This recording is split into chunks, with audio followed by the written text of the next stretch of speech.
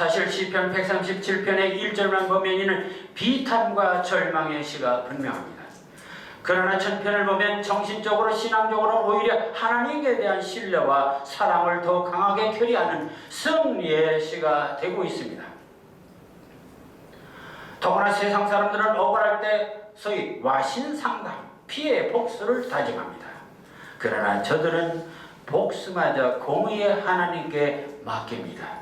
그래서 마지막 7, 8, 9절에서 하나님께 이들을 벌해달라는 단언을 하게 됩니다.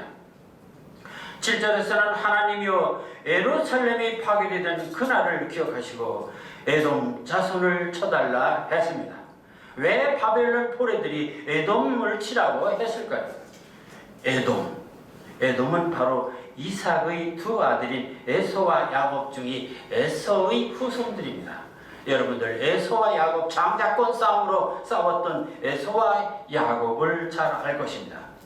이 사건 이후로 에서의 후손들은 철저히 이 야곱의 형제 자손들인데 싸우고 싸웁니다. 그래서 이 바빌론이 유다를 침공하자 오히려 이방인 바빌론과 합세해서 형제 나라를 치게 된 것입니다. 8, 9절은 바빌론에 대해서 먼저 멸망할 것을 예언하고는 우리에게 행한 대로 갚아달라는 내용인데 9절에서는 내 어린 것들을 바위에 메어치는 자는 복이 있으리로다. 아마 상당히 충격적인 말입니다. 아니 성경에 사랑의 하나님이 또는 사랑의 말씀에서 어떻게 내 어린 것들을 바위에 메어치는 자는 복이 있으리라 이런 저주의 말을 할 수가 있는가? 원수를 사랑하는 기독교 정신에 어긋나는 것이 아니냐? 하는 여러 가지 비판도 있습니다만 그러나 이 시편에서 복수나 저주는 모두 하나님의 이 정의 실현, 하나님의 정의의 실현을 위해서 심판해 주실 것을 간구하는 형식입니다. 그리고 이 어린아이를 반석에 메어치라는 말은 바빌론도 그렇게 했으니 우리에게도 그렇게 복수해달라는 말도 되지만은 그보다는 어린이란 바로 악의 시입니다. 그러니까 악의 시는 근본부터 끊어야 한다는 것을 은유적으로 표현한 것이라고 말하고 싶습니다. 자, 우리 노래에는 너무나 신세 타령의 가사가 많습니다. 타양살이 몇 해던가 손꼽아서 보니 고향 떠는 10여 년의 청춘만 들고 부평 같은 내 신세가 혼자도 기가 막혀 창문 열고 바라보니 하늘은 저쪽. 이 얼마나 철양맞은 가사입니까? 그러나 시편 137편은 정말 절망과 탄식으로 끝나는 신세 타령이 아니라 어쩌면 똑같은 입장입니다. 그들은 이 현재에 대한 상황을 절실하게 인식하고 눈물을 흘리지만 그 눈물은 절망의 눈물이 아니라 회개의 눈물이고 반성의 눈물이고 결심의 눈물입니다. 예루살렘에 있을 때는 하나님의 은혜를 모르고 우상 숭배하다가 결국 하나님께 벌을 받는 꼴이 되었습니다. 그러나 막상 우상의 땅에 와 보니 하나님만이 진짜 여호와인 것을 알게 된 것입니다. 따라서 그들의 눈물은 시편 116편 8절에서 노래하듯이 주께서 내 영혼을 사망에서 내 눈을 눈물에서 내 발을 넘어짐에서 건지셨나이다. 눈물은 슬픔이 아니라 오히려 구원을 약속하는 의미가 됩니다. 그들은 통곡을 통해서 고국에 대한 애구심을 더하게 되었고 하나님에 대한 신앙을 더욱 강화하는 계기가 되었습니다. 그들은 향수를 달래며 악기마저 버드나무에 걸어두었습니다. 그리고는 인본주의, 물질주의의 화신이니 바빌론을 위해 연주하거나 노래한다면 자신들이 손이 비틀어지거나 혀가 굳어버릴 것이라고 얘기를 하고 있습니다. 이러한 히브리 노예들의 통해와 결의와 하나님을 향한 뜨거운 호소가 있었기 때문에 그들은 언제나 하나님이 함께 하시는 역사를 만들었고 그토록 강성했던 바빌론 왕국은 건설한 지 73년 만에 페르시아에게 망하게 됐으며 이스라엘 민족은 포로 생활에서 모두 70년 만에 고향 땅 예루살렘으로 돌아오고 그리고 새로 성전을 짓게 됩니다. 베르디가 작곡한 오페라 나부코의 이 나부코는 바로 이 구약 성경 에레미야, 열왕기하, 다니엘서에 등장하는 이 혹독한 왕 바빌론 왕 느부갓네살의 이태리어입니다. 따라서 이 나부코란 바로 느부갓네살 왕이란 뜻이기도 합니다. 그러니까 아주 그 토각한 왕 느부갓네살 왕을 지칭하고 있습니다. 그는 43년간 바빌론을 통치하면서 이집트와 시리아를 격파하고는 대제국을 건설했지만 그래서 지금도 이라크 나라에서는 전설적인 영웅으로 추앙하는 인물이지만 그러나 이스라엘 민족에게는 가장 치욕적인 비극을 안겨준 인물입니다. 그런데 오페라 이 나부코의 줄거리는 유대인들이 바빌론에게 끌려가 노예 생활을 하지만 결코 좌절하지 않고 조국을 그리며 그들의 하나님에 대한 절대 신앙을 다짐하는 가운데 이 나부코 느부갓네살도 마침내 여호와의 신을 인정하고 그들이 고국으로 돌아갈 것을 허락한다는 이야기로 끝나게 됩니다. 베르디가 오페라 이 나부코를 완성해서 밀라노에서 공연을 하게 됩니다. 그런데 그 당시 바로 이 이태리는 오스트리아의 지배를 받고 있었던 형편이었습니다. 이때 바로 이 오페라 나부코가 나오자 그만 이를 열광하고 이 히브리인들의 노래, 이 히브리 노예들이 합창이야말로 그들의 애국가인 것처럼 이렇게 열광적으로 불렀다고 합니다. 날아라 생각이여 금빛 날개를 달고 비탈과 언덕에서 날개를 쳐봐라. 그것은 부드럽고 온화한 공기, 조국의 공기가 향긋한 곳 맞이하라. 요단강 강둑과 무너진 탑.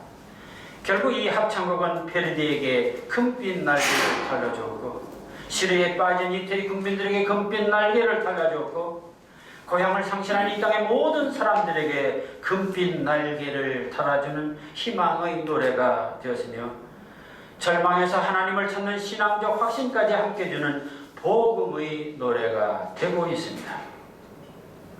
그런데 최근 세계적인 팝송 그룹 보니엠이 불러서 세계적으로 젊은이들을 열광시킨 노래가 하나 있습니다. 이 노래의 제목이 바로 바빌론의 강, By the Rivers of 바빌론입니다. 역시 시편 137편에서 비롯된 노래입니다. 이 노래 가사 역시 이런 내용입니다. 바빌론 강가에 우리는 앉아 있었죠. 그래요. 우리는 울었어요. 시온을 생각하면서. 악한 사람들이 우리를 붙잡아 왔어요. 우리에게 찬양 노래를 하래요. 지금 우리가 이국 땅에서 어찌 주님의 노래를 부를 수 있겠나요? 그냥 입에서 흘러나오는 말과 우리들 마음의 명상을 오늘 밤 여기 당신 앞에 바칩니다. 바빌론 강가에서 우리는 앉아 있었죠. 그래요. 우리는 울었어요. 시온을 생각하면서. 그러니까 우리는 이 보컬 그룹의 노래라면 그저 젊은이들, 껄렁한 젊은이들이 부르는 그저 세속적인 노래인 줄 알았습니다. 근데 사실은 이 노래가 바로 시편 137편의 노래였고, 그리고 히브리 합창에 비하면 아주 경쾌하고 희망적이고 승리에 찬 그런 모습을 보이기도 합니다.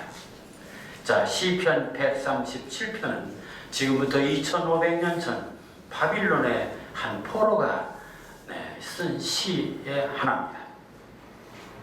근데 놀라운 사실은 이 2500년이 지난 오늘에 이 시가 베르디의 나부코라는 오페라로 재탄생해서 이태리인들에게는 애국심을 불러일으키는 도화선이 되었고 전 세계인들이 이 오페라 히브리 노예들이 합창을 감동하면서 고국과 초국과 하나님을 생각하는 계기가 됩니다.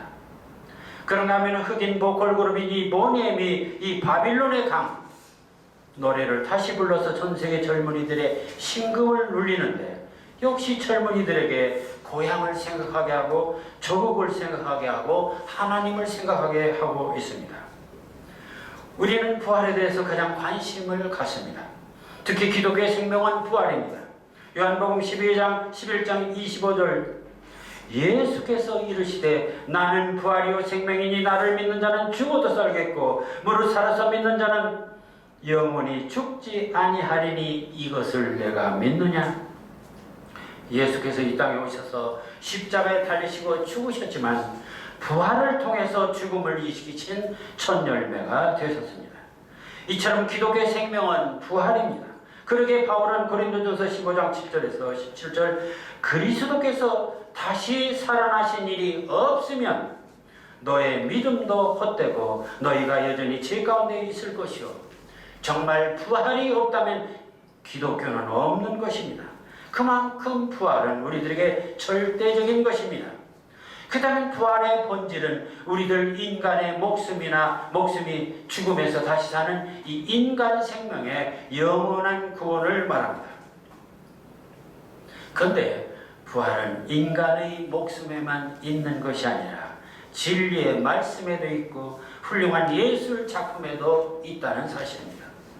하나님의 말씀은 3000년 전 이스라엘 민족에게만 복음이었지만 그 복음이 2000년 전에는 로마를 거쳐서 세계로 확산되고 지금은 우리 한국 땅에 와서 생명의 말씀으로 역사하십니다.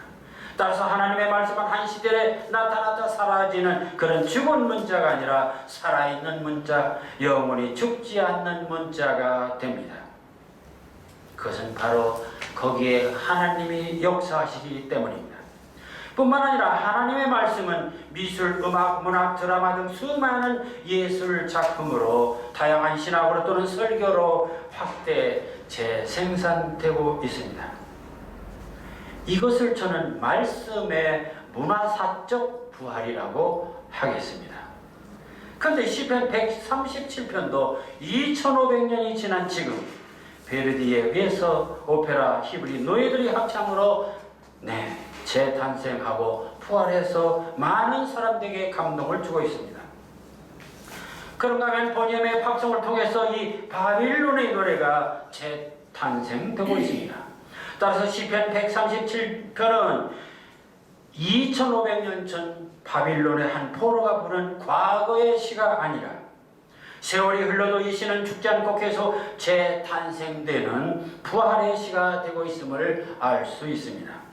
따라서 부활은 인간의 목숨에만 있는 것이 아니라 훌륭한 시에도 있습니다. 아니, 훌륭한 모든 문화적 콘텐츠는 인간 역사에서 결코 죽지 않고 계속 부활하고 생명력을 발휘하고 있습니다. 어떻게 이 시는 죽지 않고 부활을 거듭하는 이 불사의 시가 되고 있는 것일까요? 그것은 첫째로 이 시는 진정한 눈물이 있는 시라는 데 있습니다. 되게 어려운 처지가 되면 남을 원망하고 변명하기 일쑤입니다. 그러나 이 시는 자신들의 처지를 솔직히 인정하고 그 고통과 눈물을 그대로 표현하고 있습니다. 이는 참회의 눈물이고 후회의 눈물이고 회개의 눈물입니다. 그렇기 때문에 거기에는 구원이 있는 눈물이 되는 것입니다. 그러나 이 시의 또 다른 매력은 뜨거운 사랑입니다. 이들의 뜨거운 사랑은 어떤 연인 간의 사랑이 아니라 먼저 조국에 대한 사랑입니다. 이들의 시온을 기억하며 울었던 것입니다. 시온은 바로 이스라엘, 바로 가장 영광스럽고 자랑스럽게 생각하는 그들의 세계입니다. 그렇다면 우리에겐 돌아갈 수 없는 에덴이고 그러나 반드시 가야 할 새 에덴, 예루살렘이기도 합니다. 그러나 이들에게서 정말 더 뜨거운 사랑은 그 다음 구절에 있습니다. 그들이 평소에 즐기던 악기마저 버드나무에 걸었던 것입니다. 그 이유는 저들이 주님만을 찬양하던 노래를 정복자들 앞에서 부르라 했기 때문입니다. 여호와의 노래를 어찌 이방인들의 놀이객감으로 부를 수 있는가? 내가 조국 예루살렘을 잊는다면 내 모든 재주를 잃는 것이고 내가 하나님 찬양을 저들 성물들에게 바친다면 내 혀가 입천장에 붙을 것이다. 이 뜨거운 애국심과 신앙심에 우리는 감동할 수밖에 없는 것입니다. 나라가 망하면 수많은 변절자들이 조국을 배신하고 적들과 야합해서 동족을 학대하는 경우를 우리는 역사 속에서 수없이 보게 됩니다. 근데 여기 히브리 노예들은 비록 적국의 노예였지만 결코 조국을 망하지 않을 뿐만 아니라 조국을 망각하지 않을 뿐만 아니라 저들이 믿는 여호와 하나님에 대한 존경과 사랑을 결코 배신하지 않는 뜨거운 사랑이 있습니다. 따라서 시편 137편의 시는 히브리 노예들의 슬픈 엘레지가 아니라 조국에 대한 뜨거운 사랑, 그들의 신인 여호와 하나님에 대한 뜨거운 사랑을 다짐하는 애국가요 찬송가입니다. 아니, 우리 모두가 그리워하는 망향의 노래이고 우리 모두가 꿈꾸는 새 예루살렘을 향한 승리의 노래가 됩니다. 사랑하는 성도 여러분, 우리는 모두 실향민입니다. 지리적인 고향을 잃은 실향민도 있지만 우리는 모두 마음의 고향을 잃고 본질과 순수를 잃은 정신적 실향민입니다. 더구나 하나님이 마련해 주신 에덴 동산에서 쫓겨난 믿음의 실향민입니다. 그래야 우리는 평생 마음의 고향, 영혼의 고향을 잃고 떠도는 나그네가 됩니다. 지리적 고향을 잃은 사람은 잘만하면 갈 수도 있습니다. 그러나 영혼의 고향을 잃은 우리는 우리의 힘으로 영영 돌아갈 수가 없습니다. 그렇다면 우리도 요단강 이편에서 목놓아 울어야 합니다. 지난날 우리들의 잘못을 회개하고 통회해야 됩니다. 하나님에 대한 배신을 통회해야 합니다. 그리고 요단강 건너 저편 주님이 계신 나라를 사모하며 결단코 주님을 배신하지 않겠다는 뜨거운 결의를 다지면서 우리도 히브리 노예들처럼 악기를 버드나무에 걸어놓아야 되겠습니다. 이방인들을 위해서 결단코 주님의 노를 부르지 않겠다는 이 무서운 다짐을 하면서 우리는 다시 시편 137편의 노래를 확대 재생산하는 시인이 되어야 하겠습니다. 기도하겠습니다.